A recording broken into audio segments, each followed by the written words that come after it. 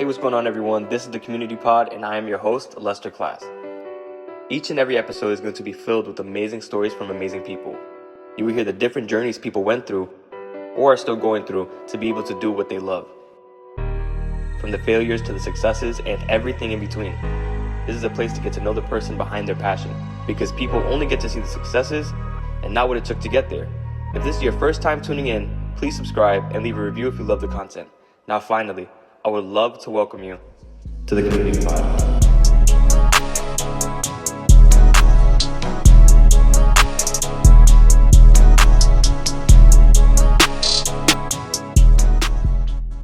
What's going on, everyone? This is Community Pod. Welcome back to another episode.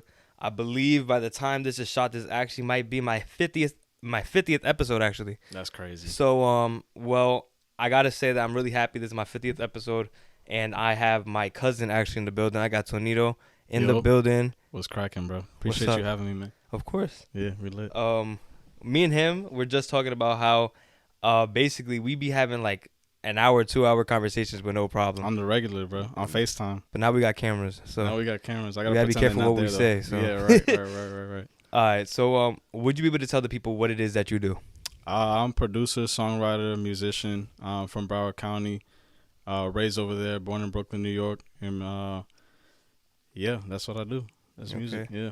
So where is it that you found your passion for producing music? For producing, I think it started like my senior year of high school. I started skipping my math class to sneak into my music class, and my music teacher would let me like go to the studio that we had at high school. Shout out Northeast, shout out OP. And he'll let me sneak in, and he had a student teach me how to use Ableton. So from there, I was like producing like for live instruments and shit like that. So I started with live instruments and all that, but I started on Ableton, and I feel like that's where it started for us. So I was like 17, so like 10 years ago. All right, cool. You lived most of your life in Florida. Yeah. Right? Broward County, yeah, for sure. So what was it like growing up in Broward County? Broward is lit. It's always, bright and early, fights at 7:40 in the morning, you know what I'm saying? Like super lit. A lot of music, a lot of different like diverse cultures around. So it's like it's a great place to grow up because you grow up around everybody, all types of people, all types of music. So yeah, Broward is dope. Broward's the spot. I'll probably be there for a while. Yeah. Because I believe there's a lot of people that I believe came out of Broward County or from very close areas. For sure. For example, I think Kodak Black. Yeah, he's from Pompano. Yeah, for sure. He like from 10-15 minutes away from me. Yeah. So what is it like having, because like you said, there's a lot of influence around you, whether that be negative, whether that be positive, right? For sure. So what was it like trying to like avoid those negative, influences and sticking with those positives? That's a good question. I'm not sure. I mean, you can't really avoid it. It all depends on who you hang out with. It all depends. Like you see how shit's gonna go from before you jump into it. You know what I'm saying? Like for the most part, you know what I mean? But like, I don't know. It's you can't really avoid it. You either gonna experience it or you don't. It all depends on your upbringing and where you from and all that. What part of the city you from, whatever. What part of the district you from, I should say. And then when it comes to like the positive things, like having that creative, because I feel like in areas like that there may be a lot of creative influence where creativity is kind of embraced. Yeah. Broward breeds talent for sure. It's a lot of stuff that comes out of Broward. Like Kodak is the biggest thing that comes out of Broward. I was telling you earlier, like if X was still alive, he'd probably be the biggest thing that I mean, even now, like he probably sells more than Kodak. You feel me? Like, but he's probably the biggest artist that come out of Broward. Jeezy also, I was telling you earlier, Jeezy a Broward legend. Shout out Jeezy because he don't get enough credit for being, Broward. Like he came over there early 2000s when I moved over there. So shout out Jeezy as well, Broward legend. So just to continue on and like you as a producer, do you feel like producers get the credit they deserve?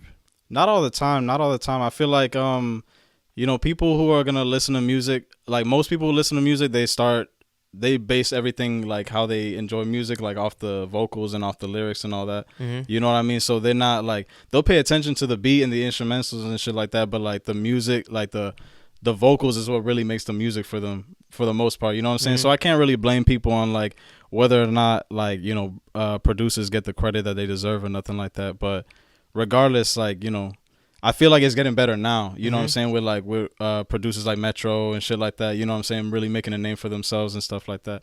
So yeah, like not all the time, but it's getting better as far as producers go.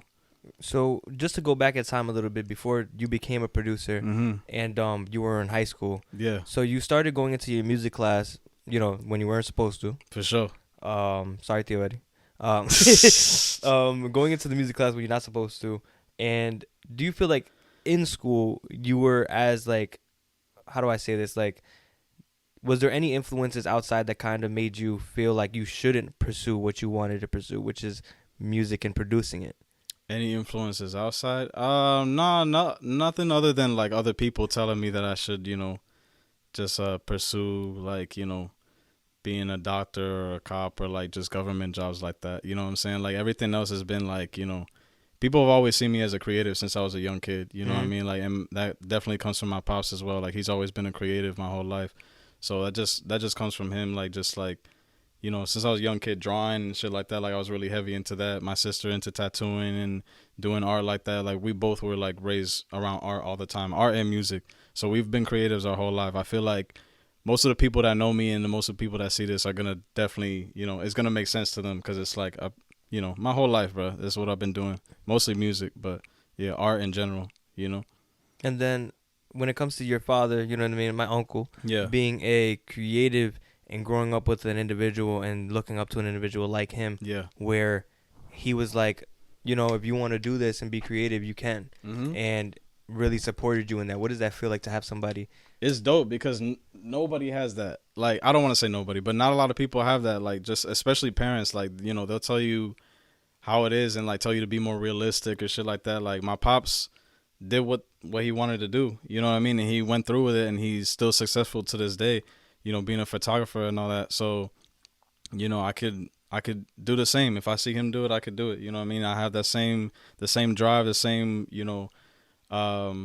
like aspirations to work hard and take care of my people. You know what I mean? So it just comes from him definitely. As far as like being a creative and working hard to just do what you want to do. Yeah. You feel me?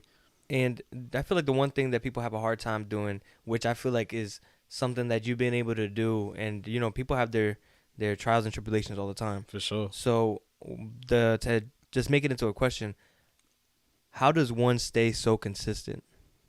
You gotta really be wanting what you're doing. You know what I mean? Like you can't just do something that's like, you can't do nothing for clout. You can't do nothing to please other people or like, for other people's opinions and none of that shit. You got to be doing what you really want to do, or else, you're going to fall off regardless. You're going to fail. But it's okay to fail at like shit that you want to do as well. You know what I mean? But like, if you are chasing something that you don't really want to do, you're most definitely not going to get with it. You know what I mean? Like, that's just how it works. That's just how life works. And then like, so let's get more personal with you, right? For sure. How have you been able to stay consistent throughout all the years that you've been producing? You've also done other things before producing. Like, how have you been able to stay consistent in this music? This music career. Just constantly listening, just always being a fan of things that inspire me, and like being around people that see the vision, and being around people that will humble me as well. You know what I mean? And tell me when I'm tripping and I'm doing something that's like, you know what I'm saying? Like I made something that's trash, or you know what I'm saying? Like shit like that. You need people around that to check you and be like, yo, like you need to get better at this or whatever. And then you need to study yourself and go back and reflect and be like, yo, because the thing is, you're not going to be fired from the start. You have to start somewhere to be like, to kind of check yourself and be good at what you do. You know what I mean? You're not going to be the best from the start. You got to grow somewhere. You got to check your errors and shit like that. So you got to be around people that's also going to humble you and be like, yo, like when you think you made something real fire that's like kind of ass, that's like mediocre, you feel me? Like you need to be have someone around you that's going to be like, yo, like that shit ain't it. You know what I mean? Like you need to change this. You need to change, certain things. Like check yourself, you know what I'm saying? But also be around those same people. Got to see the vision. They got to show you love. You know what I mean? I feel like that's the way I've gone about it my whole life. You know what I mean? And, like with every creative, there's these either dry spells or like they're very low moments. What is one of these low moments for you where you may have thought that you really weren't going to be able to do this anymore? I've had plenty. It's just like, when shit gets real slow, you know what I'm saying, you don't have as much work like consistently, like you start thinking like, yo, am I doing the right thing, whatever, and then like a certain thing will pop up, a certain job will pop up, a certain opportunity will pop up, and you'll be like, yo, like I'm actually, you know, it'll make you change your whole mindset on the whole negative mindset. Like you'll just wash that shit away immediately and be like, nah, I'm doing the right thing. I just need to. It's all about being patient. That's all about this. All what this shit is about is just being patient and working hard. That's it. That's the only thing that's gonna take you far. You know what I mean? Being around the right people, being around the right energy. That's the way that's gonna take you far. Because if not, then you know you're gonna slip at some point.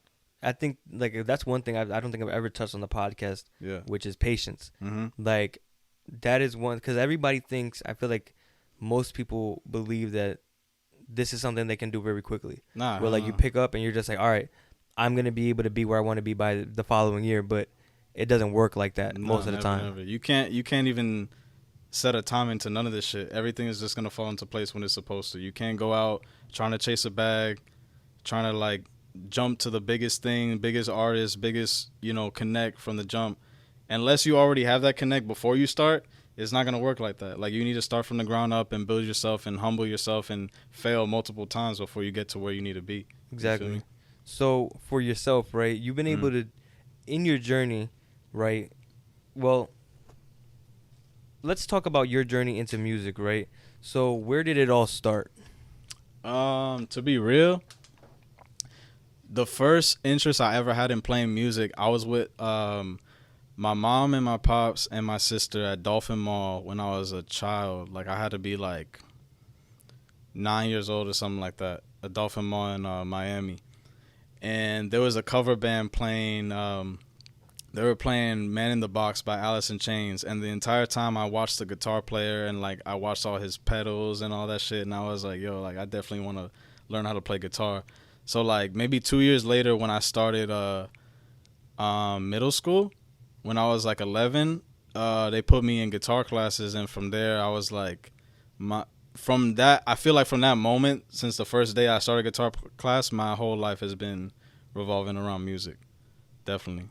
And then after that, I know that you mentioned off camera that you were in a few bands, and then you transitioned into producing. For sure. So what was it like playing in bands, and what role did you play? Even though I know, what role did you play in a band? I was always a guitar player, unless I filled in and like I played, you know, bass guitar for a couple sets and whatever. But yeah, no, it started off like me playing guitar in the guitar classes. You know, shout out Mr. Malagon, my Puerto Rican teacher. Worked with Mark Anthony and J-Lo and shit. Was pretty hard. But yeah, it started off with that, like the guitar classes, and then like freshman year I was like trying to start bands with people who were into like heavy music and stuff like that. I think it really didn't like start popping up. Like I didn't play my first performance ever until I was like 17, so like my junior year of high school. And then it became more consistent my senior year of high school, like 2014.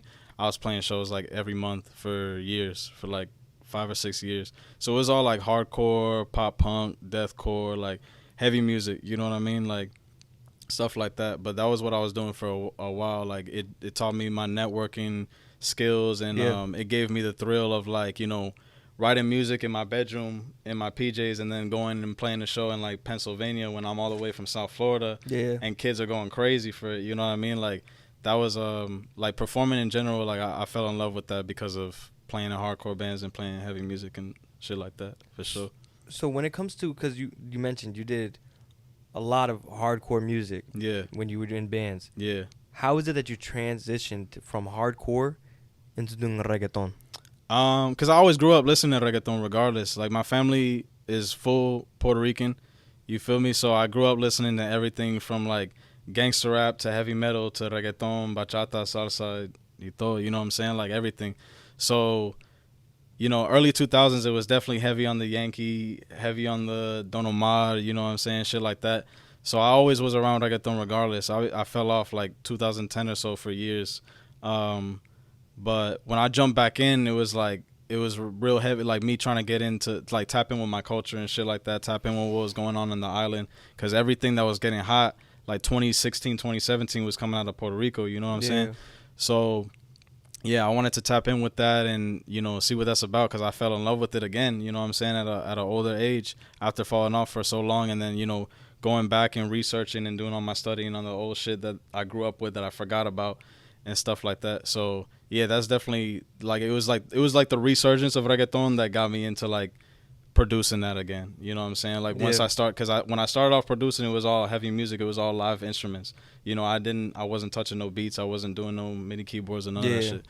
So after the resurgence of reggaeton, I feel like is really what got me into producing not only reggaeton but Afro beats, trap, drill. You know what I'm saying? Everything. Yeah. You know. So do you feel like was it hard deciding that you were going to transition from hardcore metal to reggaeton? Because I feel like transitions like those, even though it is music, completely different fields. It's completely different fields, and you're basically kind of having to start over again. Most definitely. It was only hard in that aspect where I had to think about starting over and like building, like rebranding myself in some kind of way. But at the same time, it's like it's really just me. You know what I mean? Like I wasn't branding myself when I was in a band. It was just me in the band. You know what I'm saying? And managing certain bands and doing what I was doing, booking shows, whatever. You know what I'm saying? So it was really like that. It was an easy transition because I was already into the music.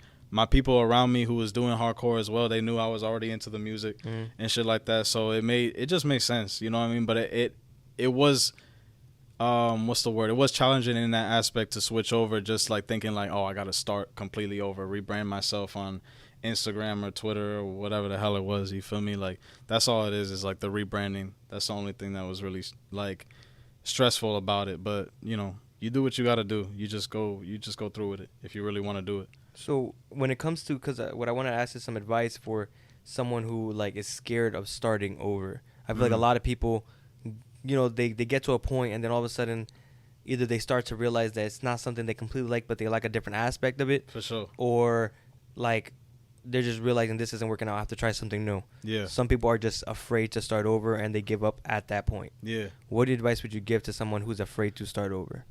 Just do it. If you're really passionate about it, just do it. Because it doesn't make a difference what nobody else thinks. None of that other shit. Like, just do. If you're really, really passionate about it, you know you want to do that, just do it. Because if you stuck doing the same shit over and over, and it's like because you were scared to start over and do something that you would think that you'd be more successful at, you're going to flop. You know what I'm saying? Like, you're going to be unhappy the whole time while you're doing whatever you made yourself comfortable doing.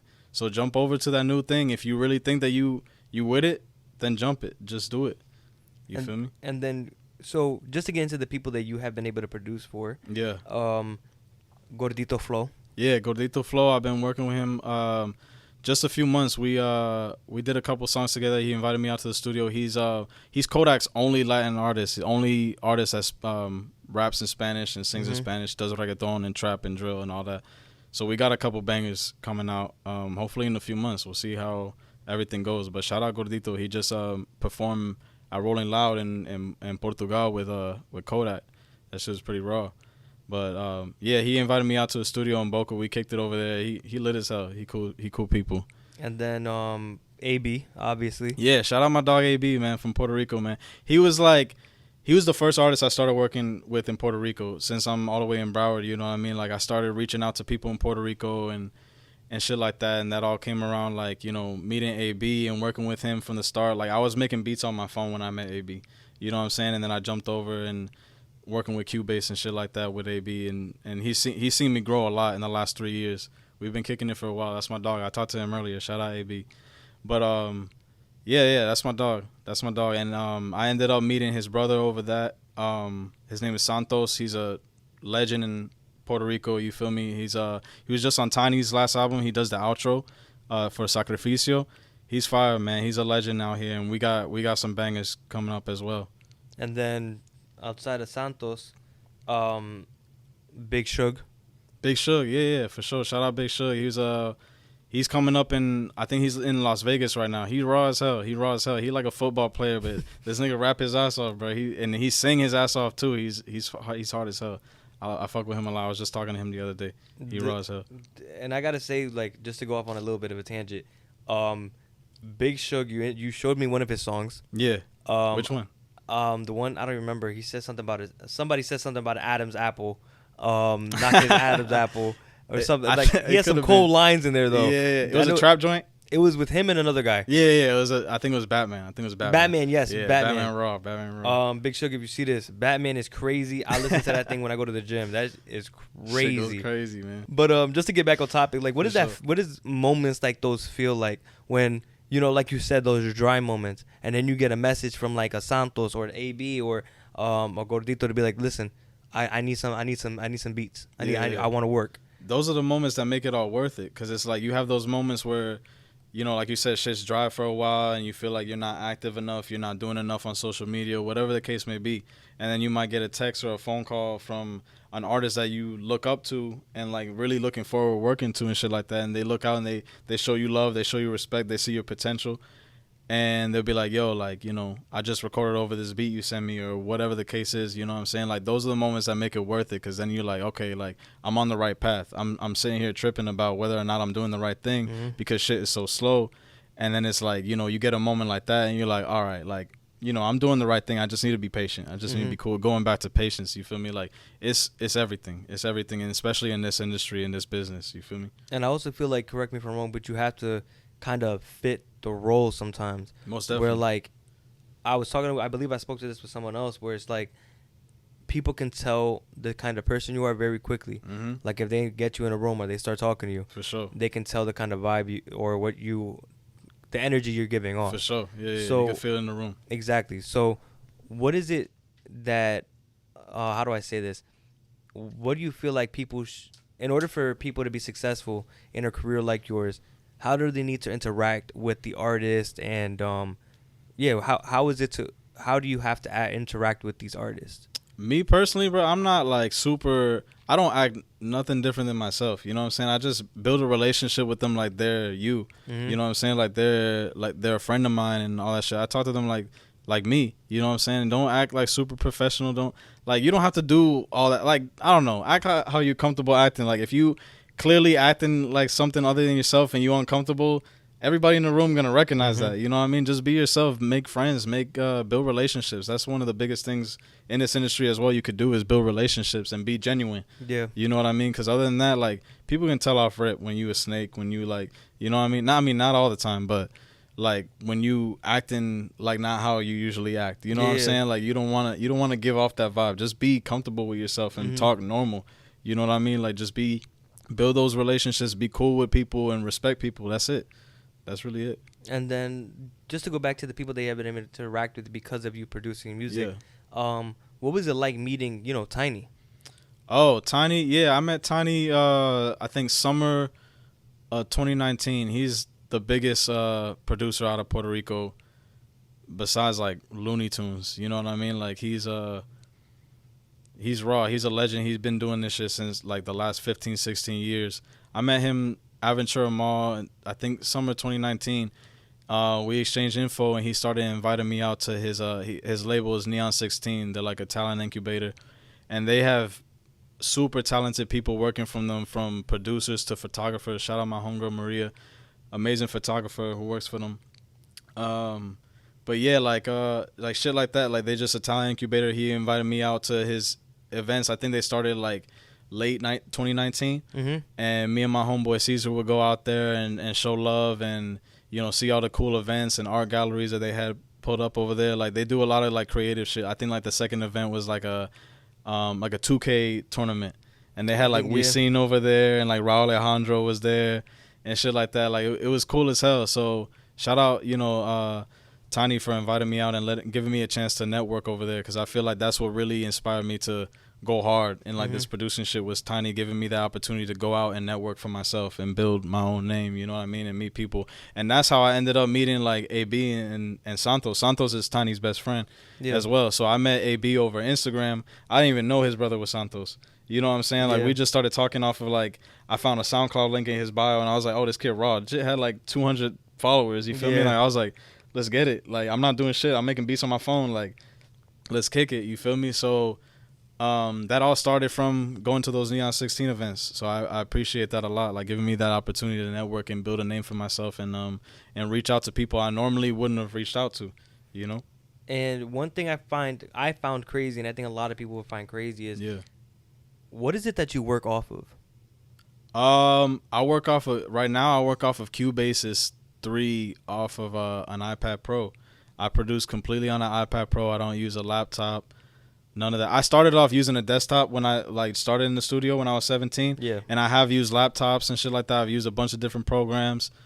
But I don't know. The iPad just got super comfortable for me. I like being like hands on and shit, but I don't have all the gear to use like a mixer and all that shit. Like I just do everything on the iPad, and it's worked out. You know what I'm saying? Like I haven't folded so far. So, but yeah, I work completely on the iPad. It's been like 3 years that I've used just an iPad Pro. And I feel like that's something that I feel like that's something a lot of people need to hear, because like people, I feel like a lot of people wait because they're like, I have to have the best equipment to be the best producer. For sure. No, you don't. You can start off on the phone like I did. I started off on the phone. I started on GarageBand on my phone, and then I seen like Henny the Business, really big YouTuber who uses iPads. Bolo the producer who did the Whip and Nene joint. He did that shit on an iPad, I'm pretty sure. You feel me? Like shit like that. Like Madlib uses an iPad. He's produced for like Freddie Gibbs and a bunch of amazing rappers. He's a legend.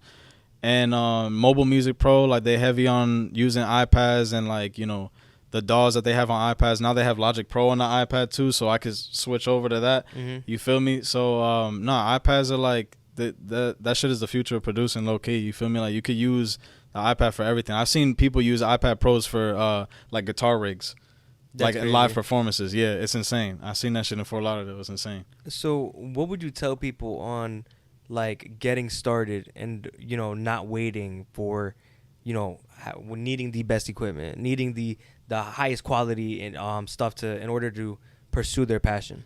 Jump on your phone. Jump in the App Store, get GarageBand, get Cubases, get Logic, get whatever DAW. Like do some YouTube research, you feel me, and recognize like what kind of like attachments you need for your phone and like or your iPad or whatever you need, because it's certain shit like you need like a connector for USB or like a HDMI or whatever the hell. You feel me? Like do your research on everything and realize that you don't need a whole new $2,000, $3,000 setup to get started. You know what I'm saying? Like jump on mobile and just start testing shit out and get started with it and see where you go with it. See how like your whole structure, your whole like, you know, your whole routine comes from. You know what I'm saying? Start from the bottom from there, and you can get started right away. It doesn't take nothing. And you mentioned early on in the podcast that you, from a very young age, you were getting a lot of people telling you, basically, don't do the music. Yeah.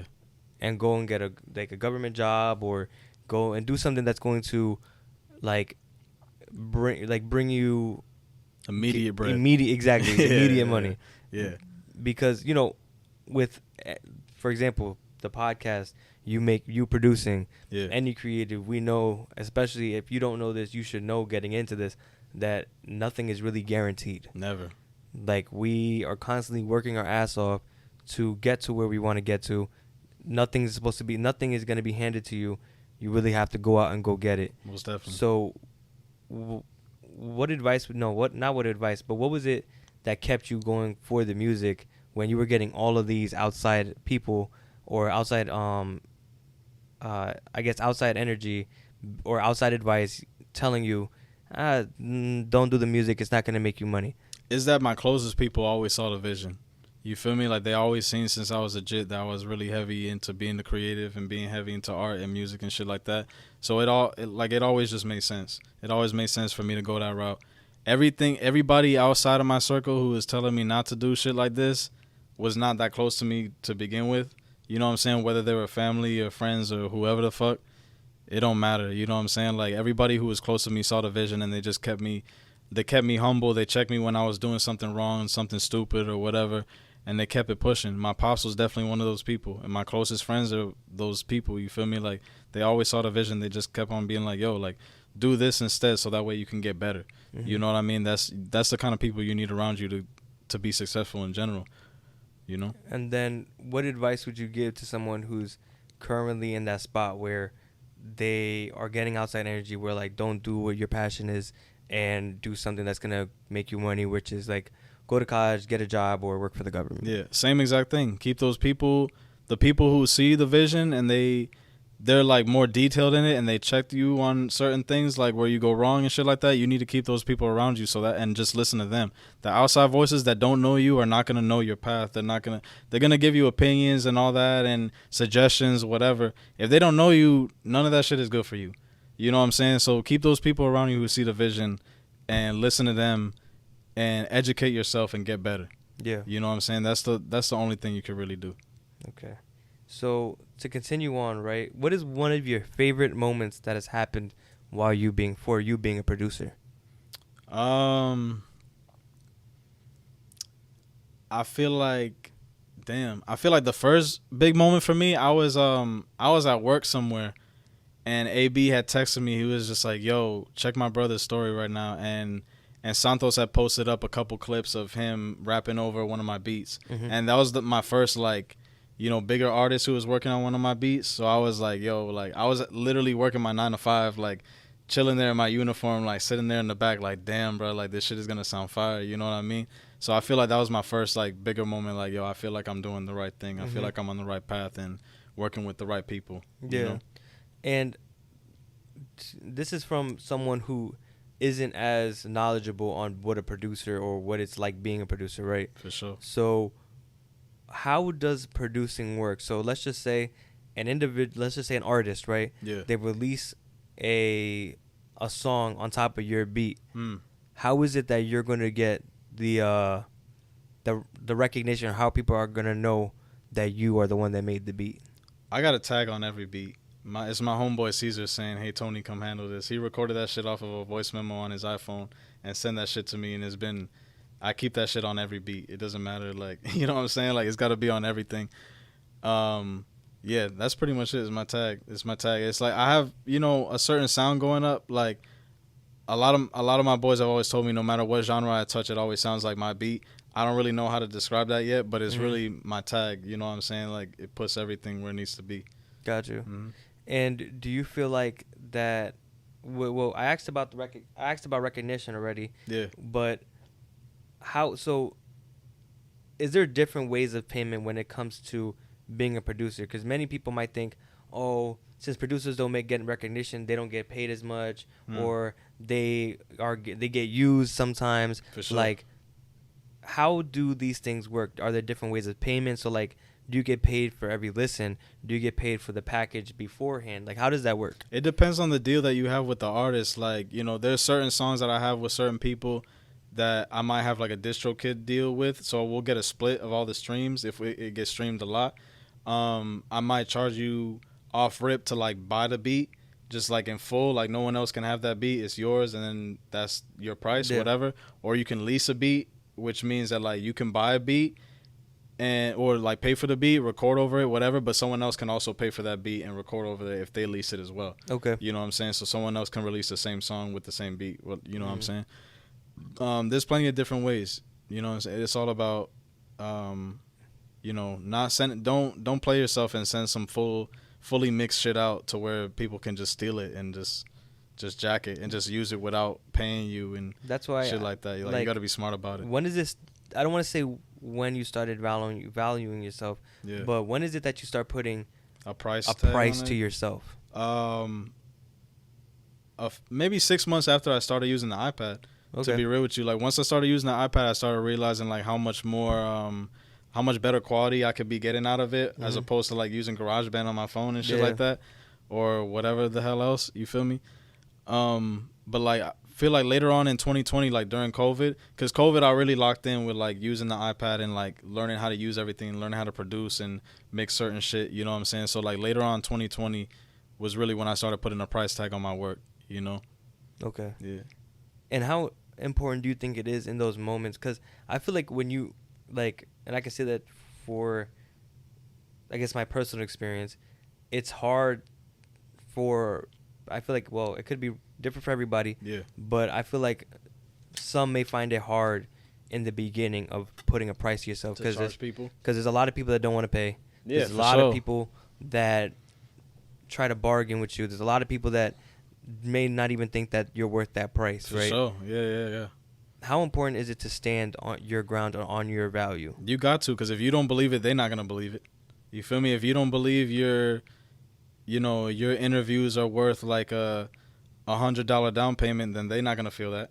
If I don't believe my beats ain't worth however the fuck what I'm saying they're worth, ain't nobody gonna believe it. You know what I'm saying? You gotta stand on that shit. You really gotta respect yourself and respect your work, respect the talent and the time and the labor that you put into doing something, making something, or else they're just not gonna believe it. If they don't, at the end of the day, you're not meant to work with them. Mm-hmm. You know what I'm saying? I have no problem not working with somebody because they don't see the vision and what I'm doing, and they don't see the value and the time and effort that I'm putting into this shit. I have no problem not working with somebody like that. You know what I'm saying? Like, people gotta get over themselves. At the end of the day, they gotta get over this ego shit. That shit's bullshit. And then, like, how have you, throughout this whole thing, because I feel like people have this idea that once you start getting in the mix in this music industry, Yeah. you begin to either change or you begin to become someone who you're not, just because of different things that are now entering your life. Yeah, because of the image that you have to follow or something exactly. like that. So right? how have you been able to be your true self throughout the whole entire process? I don't let nothing change who I am, man. I'm still friends with the same homies that I've been with for years. Like, you know what I'm saying? 10, 15, 20 plus years. Like, I've just always been the same. It doesn't matter. I've always been, like, everything that has influenced me to be where I'm at comes from when I was a jit, regardless. So it's like I've always been into the same things, into, like, whatever my style has changed, whatever. You know what I'm saying? Like, that's natural. That happens with everybody. You feel me? You just got to respect yourself, be yourself. You're naturally going to change over time. You're not going to be the same nigga you was when you was, like, 14, 15. And people who expect you to be are not thinking straight. And if they are the same as they were when they were 14, 15, God bless them. They need to, you know what I'm saying? They need to grow up. You feel me? But that's really it. Just be yourself. Always respect everybody around you. You don't ever let money change you. Don't ever let opportunities change you or clout or none of that bullshit. Like, do you. You know what I'm saying? Respect yourself. And everybody else will respect you. Respect everybody else. And I think that comes with a lot of the things that, because you are an older brother, you know? Yeah, most definitely. And I feel like you have to lead by example when it comes to having younger siblings. For sure. So what does it feel like having to kind of break walls for your younger siblings because you kind of don't know what's going to happen?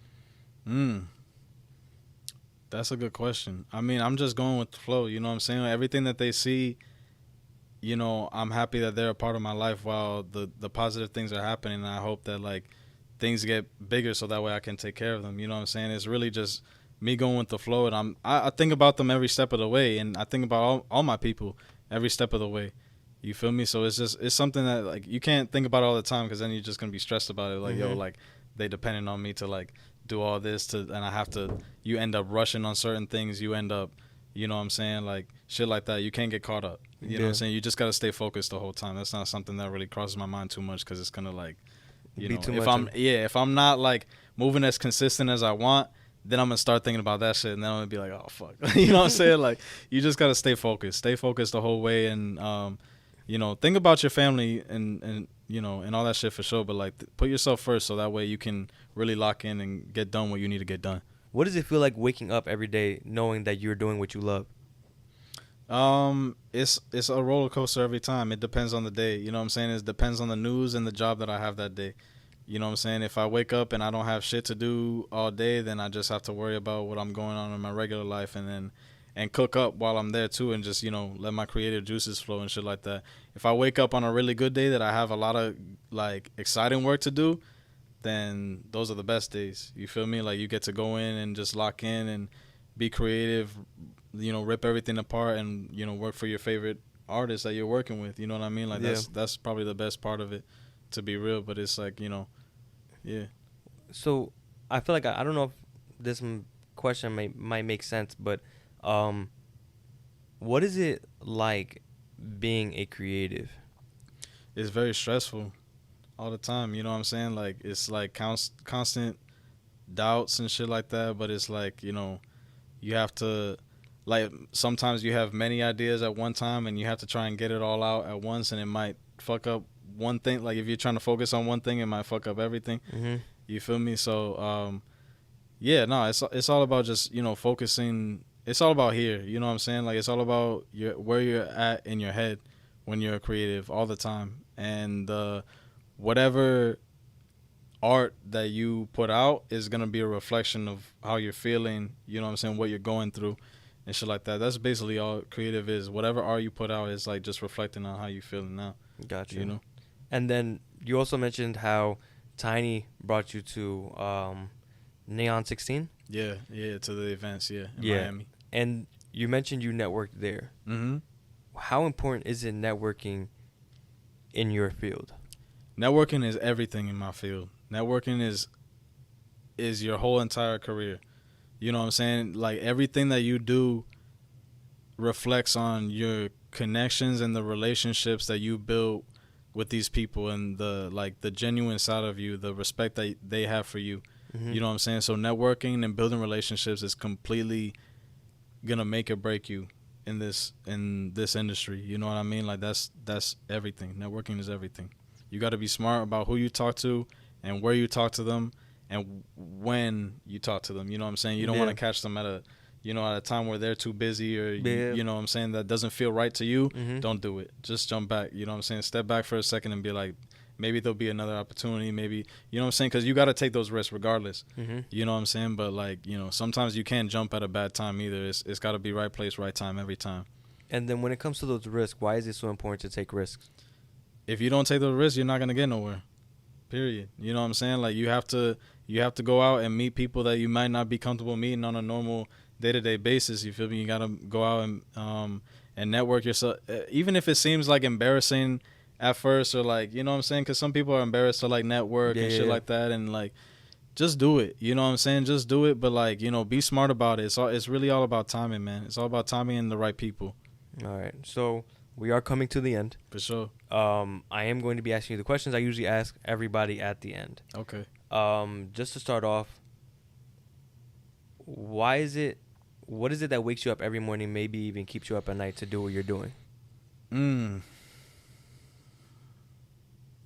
Just the drive. Just like the aspirations of taking care of my people, taking care of my siblings, taking care of my folks. My close friends who have always been down, I want us to experience, you know what I'm saying, like crazy shit just because of my, you know, whatever I got going on, you know what I'm saying, my connections or my work or whatever. I want to take everybody with me, you know what I'm saying? Like I think about everything that I got going on. I think about everything that I have, everybody that I have around me, and I want them to succeed and I want them to enjoy life the same way that I'm going to. Mm-hmm. You know what I'm saying? That's really what drives me to, you know what I'm saying, to get into it, to lock in. All right. And what is a message that you would give to your future self? To my future self, keep working hard. Don't stop. Don't get too comfortable. No matter how good shit seems right now, don't sit on your ass for nothing. Just keep on going. Keep on, because this shit don't stop for nothing. You get too comfortable, shit gonna slip up. So just keep going. Last but not least, what do you want the world to know about Tonito? Shit, man. I mean, nothing. I don't want nothing to know. I don't want nobody to know nothing about me, man. Just do you, bro. Just do you. I got some shit going on with Luisiano, my dog Luisiano from Miami. We got Que Vola coming out, some hot shit. Look out for new shit from Sniper Game, from Gordito Flow. Look out for new shit from whatever label Santos decides to go with. We're gonna do new shit with Santos in the reggaeton field and shit like that, in the trap field. You know what I'm saying? Just keep a lookout for the hot shit that I got out. It's coming. Well, that is the end of the podcast. For sure. This is your opportunity. If there's anything that you want to say, anything at all, anything you got going on, any advice you want to give, the camera's now all yours. Yeah, man. Just stay focused, man. Stay focused. Stay around people who believe in you and love you and that will humble you. And respect yourself and respect other people, and it will take you very far. Don't be stupid. You know what I'm saying? Don't make dumb decisions. Don't, you know where you're at, know your field, stay in your lane. You feel me? And you'll go far in life. Don't bullshit. All right, well, before I go to do my outro, I do want to say, because I don't get the opportunity to tell you, but to all the viewers out there, this is the first time I'm saying this on camera. The reason I'm a creative is because of this guy right here. That's crazy. That's cap. Him and his dad, my uncle Tio Eddie, for one, I know that you watch a lot of my videos. If not, you watch exactly all of them. before Antonio, like, well, I say that like I was born before you. Well, when I didn't know that I was gonna be a creative, I really didn't know what the hell I was gonna do, and I really enjoyed doing creative things. But I know that it was really hard for me to go and do creative things because I was really listening to those outside energies, where it was kind of like, don't do those creative things because of this, and that. For sure. And you showed me, as well as Theo showed me, that I can do those things. I just have to do 100% work and understand it's not easy, and go at it 100%. For sure. And that's what I've been doing. And I just wanted to give you, I know that, like, I give myself credit because if I'm the one that put this together, but I do have to give you and Theo your flowers, because That's real. I honestly don't know if I would be doing this if it wasn't for you guys, because you guys kind of inspired me to do this. That's real. That's real. I appreciate that, man. You know it's love. Always. I know. And then like I remember when you were setting this whole room up, you were sending me pictures of you painting this room and setting up everything in the couch. Like that's beautiful, man. You know, it's always love. I appreciate it. And that's one thing I can say. Like, he's 100% showed me love, and I've never asked him to go and watch all my videos. I never, because that's one thing. I don't force nobody to watch my videos, especially family. Like, you can't make people want to watch or support you. It's got to come genuinely. Mm-hmm. So when it comes from you, especially because there's a lot of family that only support because they know you, but you told me you genuinely love my content, and that means the world to me, especially coming from you, because like I said, you've inspired me to do this. You've inspired my creativity and to embrace it. That's real. Honestly. And I appreciate you. For sure. But it's time to get out of here. Yes, sir. So this is the community pod. Tonito, well, Antonio, thank you for being here. I appreciate you having me, man. Of course. It's been real. And having you on the podcast is crazy to me, because that means you're on the 50th episode. Yeah, that's hard. And you enjoyed my me so much, my content so much. You decided to hop on. That's crazy. And that's crazy. His first interview too. Raw. Yeah, I've never been behind a camera before in my life. This shit crazy. You mean in front? Whatever. Okay, so this is the end of the pod. Funny as fuck, bro. This is the community pod. Thank you so much for being here. If you're watching on YouTube, please leave a like, comment, let me know your favorite part. Subscribe. Also put on post notifications so you never miss a future episode. Audio platforms, please leave a review, and it allows other people to find my platform. Other than that, if you watch my episodes more than once, like my cousin here, thank you so much. This wouldn't be possible without you. I'm just trying to build a community of amazing individuals, creative individuals who are just trying to do what they love to do. Yes, sir. Last but not least, if you're new here, welcome to the community pod. Yes, sir. And we're out. Peace. Yes, sir. Shout out Sexy Red. Ski!